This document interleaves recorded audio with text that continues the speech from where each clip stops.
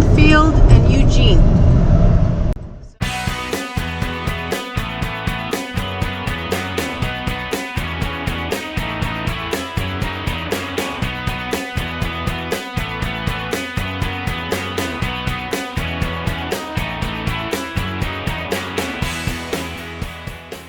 So we're with Sean Daggett. Yes, Sean Daggett with AM Solar. And I do appreciate, Sean actually helped me with a few questions when we were putting in the inverter charger. So thank you so much for that. Yeah, of course. So now that we've kind of used it a little bit, it's like, I'm kind of wondering, so we put 640 watts of solar. Right. So we've got 4 160s. So okay. series, and then parallel. So a series parallel, okay. So I'm just wondering if the fact that the ones that are on the cab over are on a little bit of an angle, that series set, you know, does that kind of dictate? Oh, okay. So one's flat, the other one's a little bit on an angle, and it all feeds into parallel into the controller. Right. Is one buffering or kind of? Yeah, does one set the pace for all of them, like for both? You will see that with series panels. So if one's kind of half shaded or not basically getting the same angle PV lighting, then it will impact its neighbor. Exactly, its neighboring panel. But you won't get that with the parallel pair that's in. Yeah, so that way. So it doesn't matter if this one and this one's in parallel. Right, exactly. So the charge controller works it all out, I think. Yes. It comes down to it. And sometimes what people do is, for instance, along one side of the vehicle, there'll be series panels, and then alongside another side of the vehicle there'll be series. And people will notice, well, as it's coming up, it's hitting one side a lot more. But that's okay for the side because they're all the other side is parallel together. Okay. So you're only impacting the performance of the ones that are series directly together. So I was trying to figure out which way I should do the series. Right. So I decided to go across because I figured that I'm always going to try to point south. Oh, okay. You know, it's like instead of east or west. Right. So because we're moving a lot, we're always okay if we go into a parking lot. I always try to point right in the sun. Sure. So, get the best angle. So, but does it make more sense in terms of scenarios to have put them in series front back? As long as the angle is the same, you should. It's just a matter of optimizing the space available. Yeah. So as long as your angle is the same. And so that was kind of my thought process, that these two should be in series because they were in this angle. You got it. And these two should be in series because they were in that angle. I would agree. Yeah, because then that way they'll both, if there is shading to occur, they'll both be shaded proportionally, right? Literally, and you won't have one that's bogging down the other one. Where if you have them kind of, series to series across, and then one gets shaded, or if you had it lengthwise, one gets shaded or different, then it'll kind of buffer the performance of the neighboring panel. So I think you got it right with the two that are kind of facing the sun in front, and then the other two that are getting a slightly different direction of PV angle. Okay. Yeah. So the best performance that I've got so far, and it was today. Really? So this morning our battery started about 36%, so I had lots of room for solar. Good. So I think it was about 11:30. I parked it right in the sun, so I had ideal direction. Good. And the sun was almost at its peak. Yep. And I got 350 watts on a 640. Oh, okay. So, and I'm wondering, is it the time of year because the angle of attack and it's not ideal? Usually it's not ideal conditions for the rating. Exactly. Right around now, the peak sun hours, peak noon hours, they like to say, for the Northwest, it starts to dip. In Washington, it gets, I don't know if you're taking those readings in Washington, it gets to around 1.5. Okay. Eugene, right around here, it's a little bit better. It's like 2.5 near fall, winter. But it starts to really drop off. In summer, it gets double. About double that. It's like 4.7 peak hours. Well, I was just wondering in terms of the instantaneous.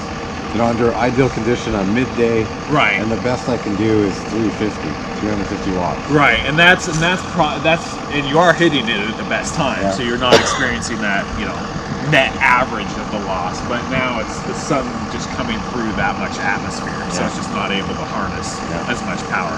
Sometimes do is come with a voltage meter and basically analyze the drop as they're coming down from the PV. So what are we at the roof combiner box? volts. Right. Okay, say we're at a nice strong, if you're running series pair, maybe 35 volts or 36 volts, something like that. Yeah. And then measure it at the charge controller. Yeah. If there's too much of a discrepancy there, then you're wasting a little bit of voltage.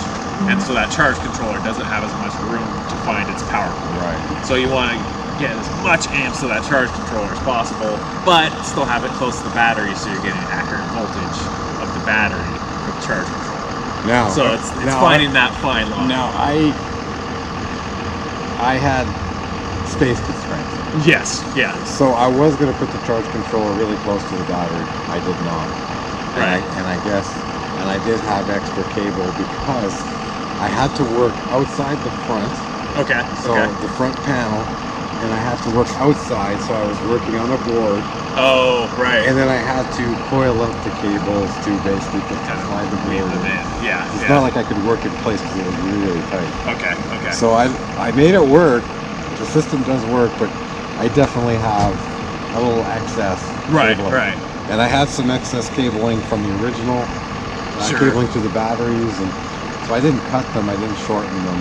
Got it. Okay. So I'm sure I do have some losses there. Right, and then basically all that's, it's just limiting the system a little bit, but what it's basically going to do here, I think, right, Wait. is it's basically going to take the voltage, so say your batteries are at a strong 13 volts, and by the time it hits your controller, the controller will see it as 12.8, for instance. Right, but just from that voltage drop. So since that line is so long from the charge controller to the batteries, so the charge control, so that'll throw its charging algorithm off. So it thinks it's 2 volts lower. The battery is always 2 volts lower than it actually is because you're losing 0.2 volts in that drop, just hypothetically speaking. So if it's as close to the battery as possible, then you're actually getting an exact match. So if you say go into absorption at 14.4, it knows the battery's 14.4. But in your case, if you say go into absorption at 14.4, the battery might actually be at 14.6, and there's 0.2 voltage drop by the time it's So that's why you just want to eliminate as much of that run as you can. But it's one of those fine lines because you do want to have it close to the battery, but you also want to have the run through the roof as short as possible because you want that. And that was pretty short. So the combiner box was right here in the middle. Okay. It came down into the basement here, in front of the basement. Got it. And that was the thing, is that's where they terminated. Sure. And then I started looking at the space. Right. So I had space here in the basement, so I put the charge controller right at the termination of the factory wiring. Okay. And that's the most important distance because that gives your MPPT or your charge controller the most voltage, the most room. So you have as much potential energy to distribute. With going back to your batteries, you can always up the gauges of wiring if you really want. I did. So, Okay. Good. So I went. I think I went. In 2-aught or no, I didn't go. So maybe 2 gauge. Yeah. 2 gauge. Okay. From there to the batteries. Got it. Okay. Basically a bus. Right. My bus, technically the batteries. Yeah. You should be okay with 2 gauge. So my battery's in here. This is where the battery bay is. So I can't access the battery unless I dolly off. Oh, sure. And on the other side was a tank access panel. Oh, okay. Like one of the back panels. Yeah. And there was just enough room there for a 2,000 watt Oh, really? inverter sideways. Oh, perfect. And I lifted it on blocks, and I got kind of air circulation. Yeah. So it's good. Yeah, they don't need much. They don't need much room as long as you just don't have something stuffed against the vents. Yeah. But the fan in there, if you ever feel it, it's a very low amount of air. It just requires just a little bit of circ.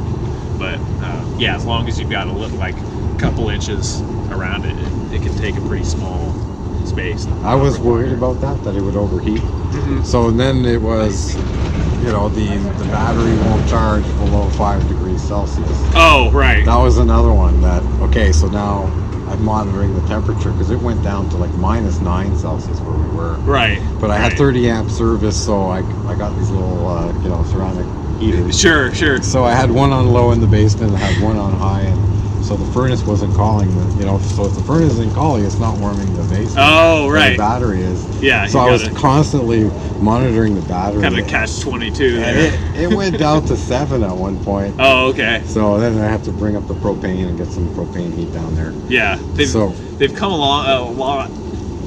They used to use warming blankets, all kinds of things that, low amperage, but it was always that constant draw of having that. Now what they're doing is, for instance, Life Blue is doing their low temp batteries. So what they actually do is they put a resistor in the battery. So it runs hot. And it can actually, below freezing, it starts to heat up that resistor. Okay. So it doesn't actually drain any battery, discharge. So there's no amp hours drained from the battery, no amp hours put in. It heats that up until it's brought above freezing. Okay.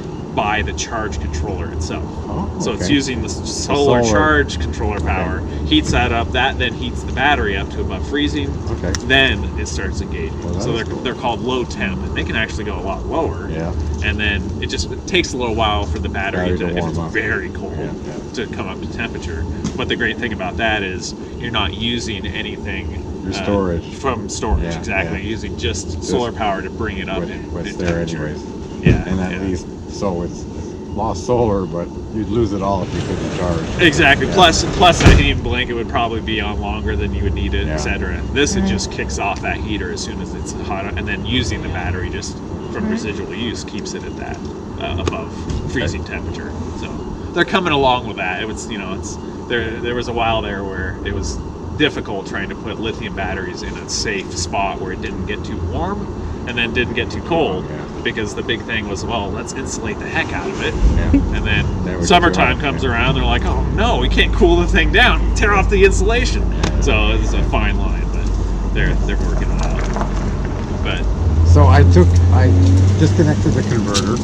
Okay. And just tucked all the wires away, and then I used that breaker to put an outlet in the basement.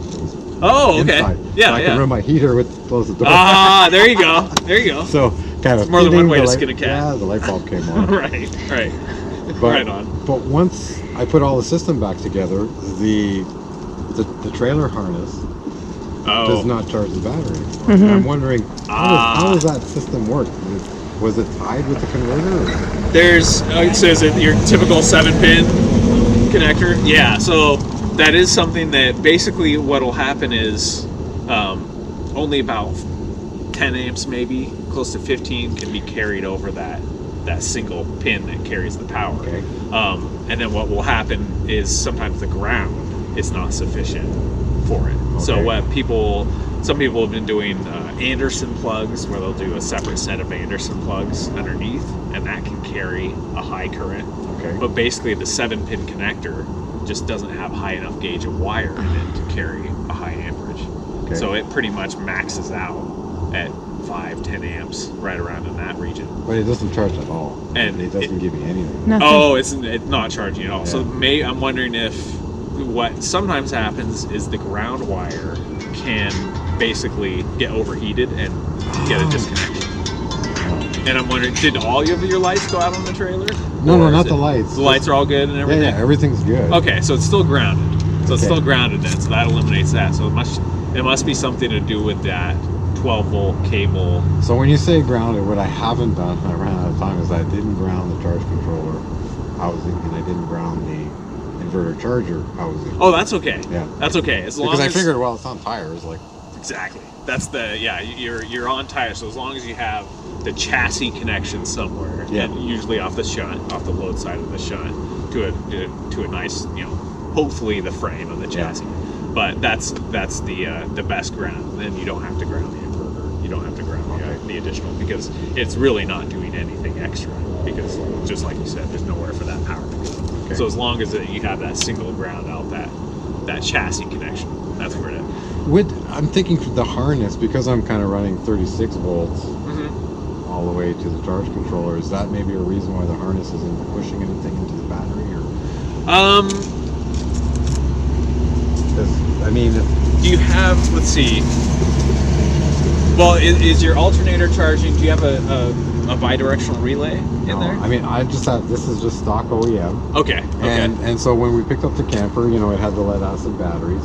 And when we drive down the road, you know, it's like we'd get some charge, they'd never come back completely. Right. But it would be enough. If we drove 6 hours, we'd be okay for another night. Right. But now we get none of that. What's probably happening is, so what happens when you go, most systems stock are designed for an alternator charging system where it has probably a relay in it that's meant to flow lead acid to lead acid. So when you put lithium, which is a higher voltage on one side, higher voltage always wins. Yeah. So most alternators are designed to pump out 14 to 14.5 volts, which is right about where absorption is for lithium. Yeah. So it ends up being, by the time it makes it all the way to your lithium battery, it's already a lower voltage than your lithium. So it's kind of what you're describing. If you have the lithium drained far down, alternator charging is like, wow, this is great. I'm putting plenty of, but then as soon as the lithium voltage it's pretty linear. As soon as it steps up and starts to hold constant, suddenly it's at a higher voltage than your alternator's putting out, and it's just not going to charge. So what they have now is intelligent relays that they put in, and it knows that lithium is on one side and that lead acid is on the other. So is that something I should go to Ford with, like in terms of a dealership, or we have those. Victron makes one. It's called a Cyrix. Yeah. And, What it basically does is it pings the voltages on both sides, and it has a history system, so it's not constantly opening and closing if it's near that delta. But what it says is, okay, if this voltage, house voltage, lithium voltage, is of a certain amount, I can trickle that through to the battery, and bidirectionally charge your starter battery.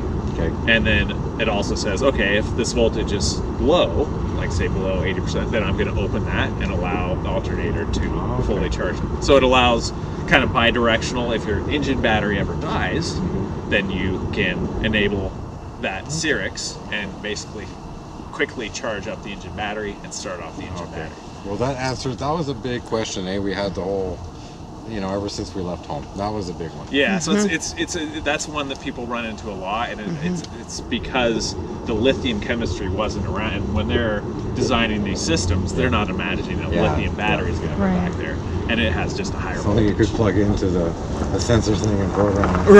Right, exactly. So it's one of those where you could get a bidirectional relay, and it has to be a pretty beefy wire run because you want it to carry a lot of current back. But by the time when you do that, it's a pretty efficient way up until 80-85%, right around that region, and then you just get to that theoretical maximum of what the alternator can put out. Well, I'm not going to worry about it. We have onboard propane generator. Just press the button. Exactly. And about 2 hours, we can 50%. We can get 50%. Oh, good. Full again. Good. Yeah. So, that's the beauty of having the supplemental power if you need it. Exactly. And it's push button. Chris here, dummy. PhD technology. Yep. But if you ever change your mind, you know where to go. Yeah. Yes, that's true. There is a solution, but for us, it's not a grand solution. We oversize the solar panels. A decent solar day, like we end up, because we like making coffee in the morning. Sure. And maybe we'll go to a press instead, but making coffee is 10% of our battery. Oh yeah, no, that's just to make a pot of coffee. Right. So I'll wake. I woke up this morning. We were at 60%. Yeah. And when we left, we packed up and left. We were at 36%. Oh wow, yeah. The morning activities and all of that. I've got an office. I do video editing, so I've got 2 monitors going and a laptop, and so I'm running the inverter. So by the time I work a couple hours in the morning editing videos, by the time we leave, we're about 30%. But I think then you did size the system appropriately, because you're based on your guys' energy diet, your lifestyle. You're waking up, probably using some of the energy at night, waking up using a decent amount. Some other people love to sleep in, and they, we're not kicking power on until the AC, at 12 o'clock. It's like, okay, well, you're going to have a different type of system. So that's the way to do it. Then you're soaking up power all day. And it's so funny to go through the, what is it called, like when you go online through the portal. Oh, the forums. No, the portal. Oh, sure, VRM portal. Yeah, the VRM portal. Yeah. It's really funny. 6 a.m. Yeah. You see the blip, and then it basically goes back down. Yeah. That's where we made coffee. Yeah. It's pretty interesting. Yeah, you can break down everything, and oh man, we did leave the lights on that night. certain things like that. But very useful for the beginning stages to get a hold of exactly where the power is going. And we know if we're critical, you know, that we can forgo. We have a stovetop perk, so. Oh, there you go. You know, because coffee's king, right? Yes. And we noticed here, especially in the Northwest. Oh yeah. Can't talk enough about coffee. Coffee's here. a big thing. It's Wow. everywhere. Yeah. The little tiny home coffee shops. Yep. I know. They're everywhere. Yeah. Don't give us any ideas. You could probably, you know, set a little coffee maker up in the back and just, you know, when you're parking, boondocking. And sell coffee. Yeah, exactly. Yeah, hey, absolutely. I'm here for coffee. Absolutely. Get your. The other day, it was a weird thing that kind of caught me by surprise. I've been playing with the dial-in, the input current dial-in. Oh, sure. And it was cold, and I didn't realize that we were running shore power. Oh, okay. And then the system made up the difference. Yep, inverter and power assisted. And woke up in the morning, and basically the battery's saying 0. Oh, okay. So I thought there was, you know, the settings in the inverter charger actually had some disconnects in there, or is that something else? Yeah, the inverter does. It's got usually a low voltage disconnect. We usually like to see it at around 10.5, 11.5 volts, right around in that region. And I went on your website and took all the readings for the Victron battery and inverter. Okay. So I have all those settings in there. So I was very surprised that it drew it down. One thing that can draw them down. Sometimes when it's 0 volts, it's because the battery BMS has been kicked off.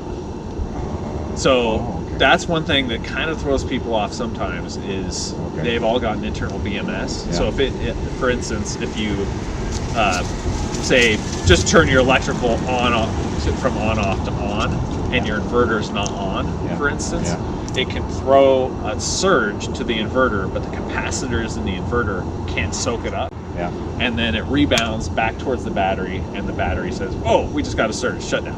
Yeah. So the BMS protects it, and it goes down to 0 volts. And you're like, "How did this lithium battery get to 0?" But I mean, I'm looking at the historical through the VRM Is it portal, a slower drain? And it's a 0 and then back up again. Oh, okay. So that is most likely. Do you have anything coming from? So the inverter will regulate anything.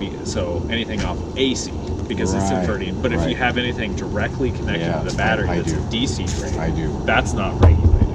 Right. So that will, unless you have a battery protect, like a Victron battery protect. Yeah, the other one. I've seen that one too. You can set to cut off at certain voltages based on DC. Okay. You might want to put one of those in there because that will. Okay. There's no low voltage protection for the DC section of it. Okay. So keep an eye on it. That was, and again, that's a special case because it was cold. We're running electric heaters. Yeah. And I was playing with that setting. And the thing is, outside GFI receptacles, I had to dial it down to like 5 or 10. Oh, they would break? Yeah, it would break constantly. As soon as it would break once, that was it. I just couldn't get it to reset. Oh, really? Okay. Yeah, I don't know what it would do to the GFIs. So it was a constant game of playing with the input current, getting it down, then not realizing, I totally forgot. Oh, it seems to be fine now. Right, yeah. And then I drew the battery down all night, trying to make But it that's the good thing about lithium is 100% depth of discharge, and you're okay. At least with AGMs. Not too often. Yeah, I don't like to say as a habitual thing or depend on that 100% depth of discharge. But Life Blue, for instance, is one of the few that's actually had the time to do testing. Yeah. And they've drained it down over 2,200 times. It's open? And have said about 84% of amp hour capacity is remaining. So it ends up being Is she eating it? Chewing my hat. She's a little She says, she is bad. She's a bad. She says, "I'm nervous. I'm going to chew." But that 100% depth of discharge, they've done that 2,200 times on their battery. On the same battery. And 84% of the amp hour capacity is remaining.